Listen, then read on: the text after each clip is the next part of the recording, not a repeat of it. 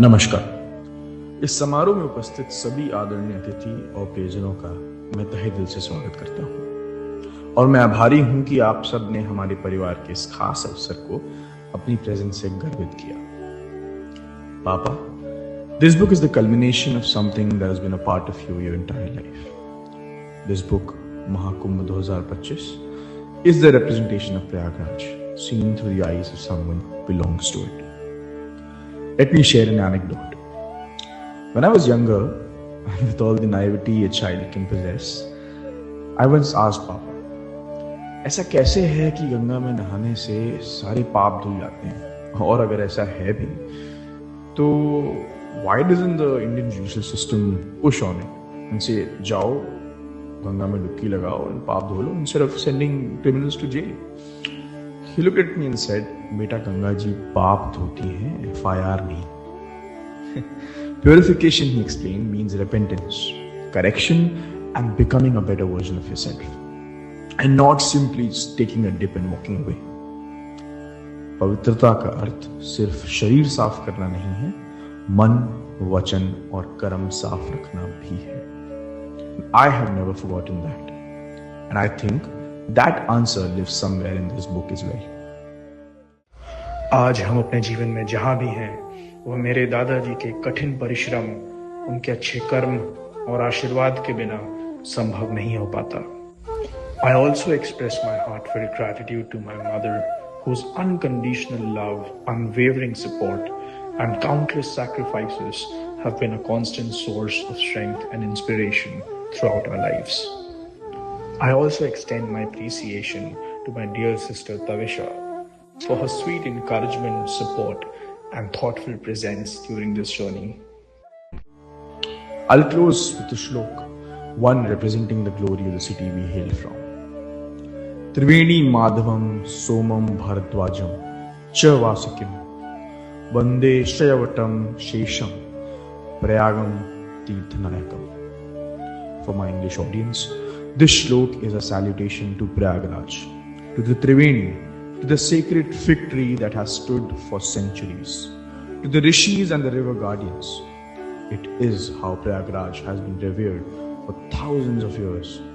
And it feels right to close with it today because this book, at its heart, is an act of the same reverence. मेरा शत-शत नमन प्रयागराज जैसे पावन शहर को।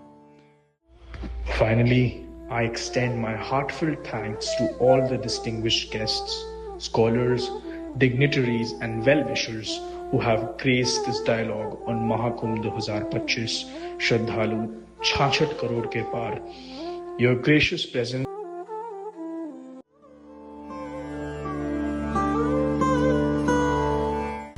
भारत के अन्य लाखों व्यक्तियों की भांति हमारे राष्ट्रपति श्री राजेंद्र प्रसाद ने भी त्रिवेणी में स्नान किया। इस दिन अपार जन समूह यहाँ इकट्ठा था। के कारण देश का भविष्य उज्जवल है। उसकी इसी शक्ति के कारण हमारी उन्नति के बड़े से बड़े कार्य अवश्य सफल होंगे।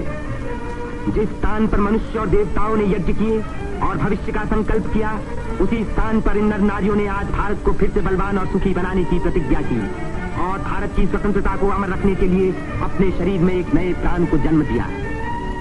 Returned to Prayagraj.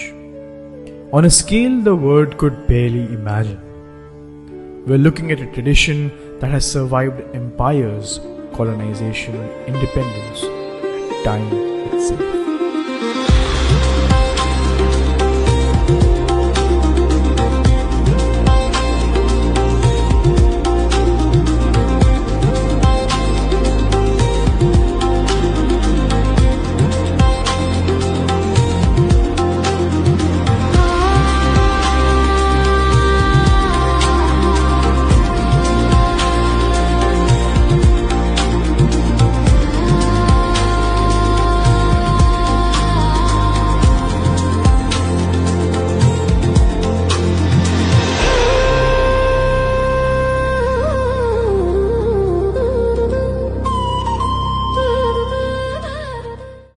Saxena Mahakumbh 2025 श्रद्धालु संख्या श्रद्धालु 66 करोड़ के पार का लेखक हूँ। मैं प्रयागराज से आया हूँ।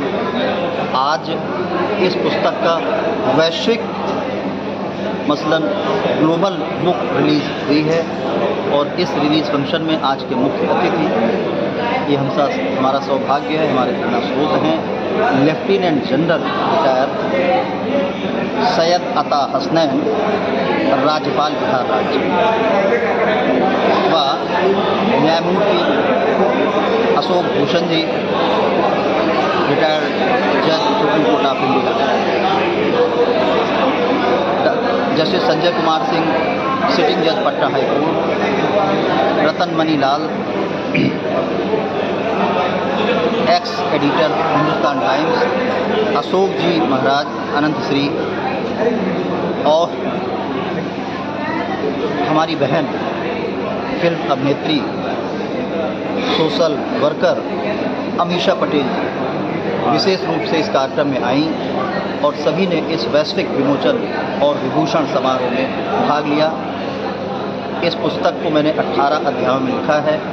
लगभग 1.5 वर्ष लगातार मैंने समय दिया इस पुस्तक को लिखने में। पुस्तक कैसी है इसकी विवेचना मैं स्वयं नहीं कर सकता, यह हमारे सुधी पाठकगण करेंगे। यह पुस्तक जनजड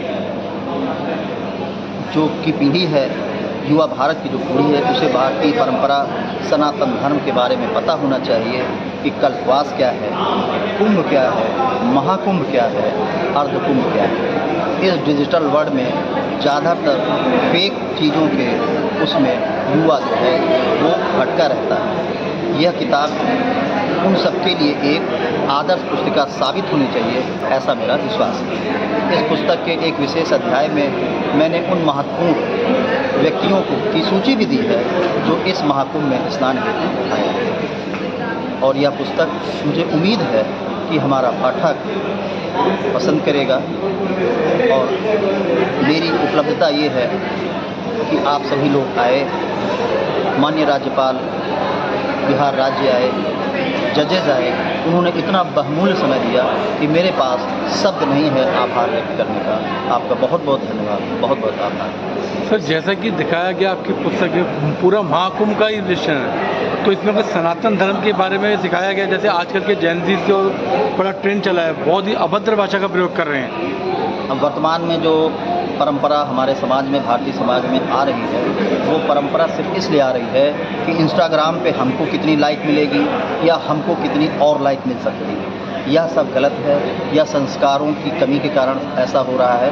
वो लोग अच्छे लोग हैं और धीरे धीरे उनको भी पता लगेगा वास्तव में सनातन धर्म और संस्कार क्या है। जैसा कि आपने और पुस्तक के किसी भी अध्याय में मैंने सनातन धर्म के बारे में तो नहीं लिखा, क्योंकि सनातन धर्म अपना वह धर्म है जो हिंदुत्व की सभी परंपराओं का सम्मान करता है और सभी धर्म के लोगों का सम्मान करता है। भारतवर्ष एक ऐसा देश है जहाँ पे सभी धर्मों के लोग रहते हैं। सर, देखा गया है जिस तरह आज की युवा पीढ़ी जो है सनातन धर्म की तरफ से मुंह मोड़ती जा रही है और भटकती जा रही है, इसके ऊपर क्या कहना चाहिए? प्रश्न आपका बहुत अच्छा है, लेकिन आपकी जानकारी के लिए मैं बता दूं, 66 करोड़ लोगों से ज़्यादा लोग प्रयागराज महाकुंभ में आए थे, बिना किसी बुलावे के आए थे, जिसमें लगभग 5 करोड़ के आसपास हमारे युवा आए थे। जीन्स और टी शर्ट बच्चे और बच्चियों ने पहन रखे थे, लेकिन वो सब सनातन और हिंदुत्व की जानकारी के कारण वहाँ पे संगम स्नान हेतु आए थे।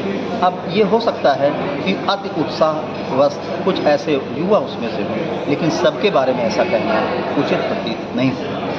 आज की युवा पीढ़ी को क्या संदेश देना चाहिए? आज की युवा पीढ़ी को देंगे, सबसे पहले उनके लिए भगवान जो हैं उनके माँ बाप हैं, और पुस्तकों पे जाइए। पुस्तक से जो ज्ञान मिलता है वह स्थायी ज्ञान होता है।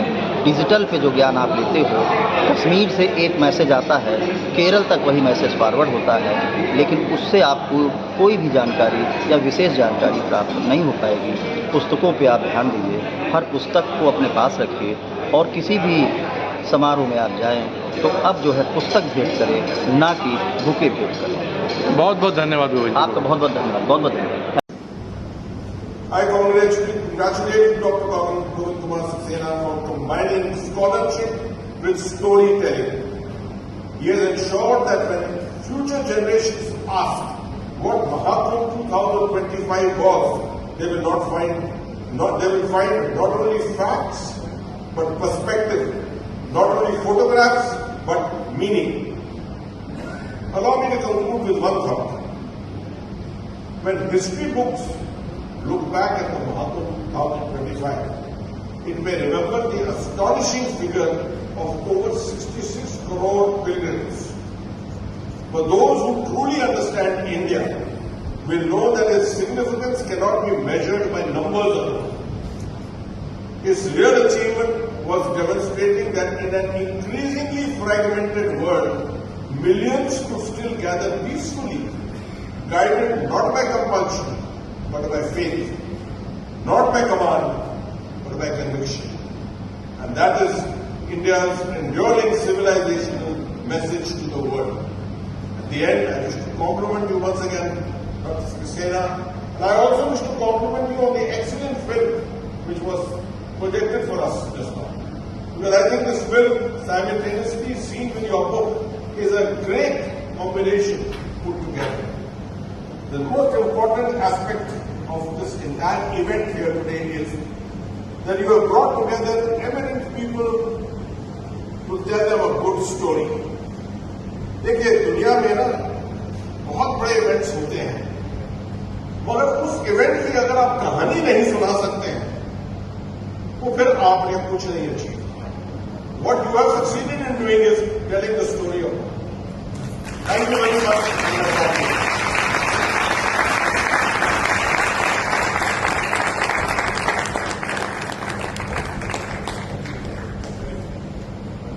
Thank you, sir, for the deep personal. और महाकुंभ की से जुड़े हुए छोटी छोटी जानकारियों का एक ऐसा अनूठा संकलन है जो आने वाली पीढ़ियों को अपनी संस्कृति, इतिहास और आध्यात्मिक विरासत से जोड़े का कार्य करेगी। इस पुस्तक में भारतीय संस्कृति त्रिवेणी संगम के वैज्ञानिक एवं आध्यात्मिक महत्व। आप सभी को तहे दिल से मेरा शुक्रिया।